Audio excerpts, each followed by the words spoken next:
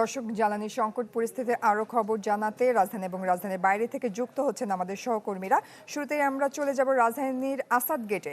রয়েছেন আমাদের এক সহকর্মী, দেখতে পাচ্ছে আহমেদ সোহাগ যুক্ত হয়েছেন। সোহাগ, এর আগে সংবাদে জানাচ্ছিলেন মিরপুর এলাকা থেকে যে 2-3 ঘন্টার মধ্যেই তেল দেয়া বন্ধ হয়ে গেছে। যেখানে আছেন সেখানকার পরিস্থিতি কেমন দেখছেন আপনি? সময়ের সাথে সাথে দেখা দেয় নিত্য নতুন প্রয়োজন। রেডি থাকতে হয় প্রতি মুহূর্ত। তাই এলো ইনোভার, যেন আপনি লাইফে থাকেন রেডি প্রতিদিন। ইনোভার, ডিজাইনড ফর নাও। জয়ী আসাদ গেটে সোনার বাংলা পাম্পে আছি। পাম্পটায় কিছুক্ষণ আগে তেল একটা লরি এসে আনলোড করেছে এবং এখন মাত্র ওখানে তেল দেওয়া শুরু হয়েছে। আর আমরা যখন এখানে এসেছিলাম, সকালেও একবার এখানে এসে গিয়েছি, তখনও আমরা দেখেছি এই তেল পাম্পের দুই দিকে দুটি সড়ক আছে। একদিকে বাইকের দীর্ঘ সারি, সেটাও প্রায় কিলোমিটার ছাড়াবে, আর আরেকদিকে প্রাইভেট কার যেগুলো রয়েছে, ব্যক্তিগত গাড়ি, সেইগুলোরও একটা দীর্ঘ সারি রয়েছে, সেটাও প্রায় 2 কিলোমিটার ছাড়াবে। এবং এই সোনার বাংলা পাম্পের অপোজিটেই বা অপর পাশেই কিন্তু আরেকটা পাম্প রয়েছে, তালুকদার ফিলিং স্টেশন। সেইটার যে সারি, সেই সারি ইতোমধ্যে প্রায় 3 কিলোমিটার অতিক্রম করেছে সেই সারিটা বা লাইনটা।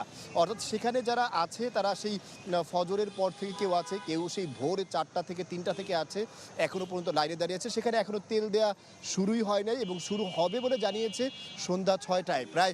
অর্থাৎ যারা 4টা থেকে ওখানে অপেক্ষা করছেন, সন্ধ্যা 6টা যদি সেখানে তেল পায়, তাহলে তারা তেল পাবে প্রায় 14 ঘন্টা পরে। তবে সেই 14 ঘন্টা পরে ওই সিরিয়ালটা বা ওই লাইনটা টানা শুরু করবে। এরপরে তারা আসলে কতক্ষণ পরে তেল পাবে, সেই ভোগান্তি আসলে তাদের কখন শেষ হবে, এটা তারা এখনো নিশ্চিত করে বলতে পারছেন না। কিন্তু সাধারণ গ্রাহক যারা রয়েছেন, তারা কিন্তু কিছু তেলের আশায় এই ঘন্টার পর ঘন্টা তেল পাম্পগুলোতে দাঁড়িয়ে আছে এবং অপেক্ষা করে তারা আসলে তেল নিচ্ছে।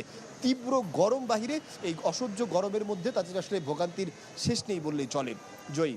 সোহাগ, ধন্যবাদ আপনাকে। দর্শক, সঞ্জিত সাহা আমাদের আরেক সহকর্মী যুক্ত হয়েছেন নরসিংদী থেকে। সঞ্জিত, রাজধানীর খবর আমরা জানছিলাম, দীর্ঘ লাইনে প্রচন্ড গরমে কষ্ট হচ্ছে মানুষের। আপনি জানাবেন আমাদের নরসিংদীর খবর।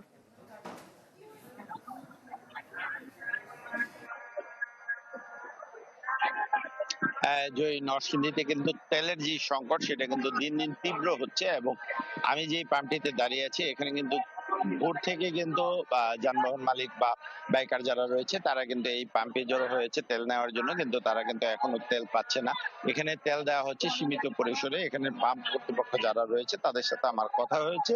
তারা আমাদেরকে যেটি জানিয়েছে, তাদের চাহিদার তুলনায় যে পরিমাণ তারা তেল পাচ্ছে, সেটা খুবই অপ্রতুল্য এবং সেটা কয়েক ঘন্টার মধ্যেই কিন্তু শেষ হয়ে যাচ্ছে। এবং গত 2 দিন এই পাম্পটিতে তেল ছিল না। আজকে তারা তেল পাওয়ার পর সকাল থেকে তেল দেওয়া শুরু করেছে সীমিত পরিসরে। কিন্তু এখানে আসলে যেই পরিমাণ যানবাহন রয়েছে, ট্রাক, লরি থেকে শুরু করে বাইকার, অন্যান্য পাবলিক যানবাহন যেগুলো রয়েছে, তারা কিন্তু সেই টাকডাকা ভোর থেকে কিন্তু এখানে অপেক্ষায় রয়েছে। দেখবেন যে তীব্র গরমের মধ্যে কিন্তু মানুষজন এখানে তেল নেওয়ার জন্য অপেক্ষা করছে, কিন্তু তারা কিন্তু এখনো তেল পাচ্ছে না। তাই সাধারণ গ্রাহক যারা রয়েছে, তাদের মধ্যে কিন্তু অনেকটাই ক্ষোভের সৃষ্টি হচ্ছে।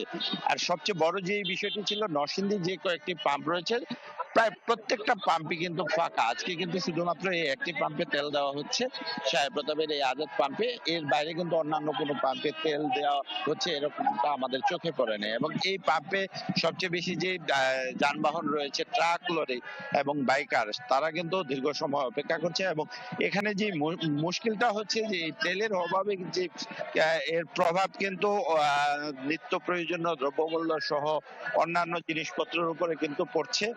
তো সহসায় যদি তেলের সংকট না কাটে, এই সংকট আরো তীব্র হবে বলে জানিয়েছে আমাদেরকে। তো এই ছিল সর্বশেষ অবস্থা। জয়ী। জি, সঞ্জিত সাহা, ধন্যবাদ আপনাকে।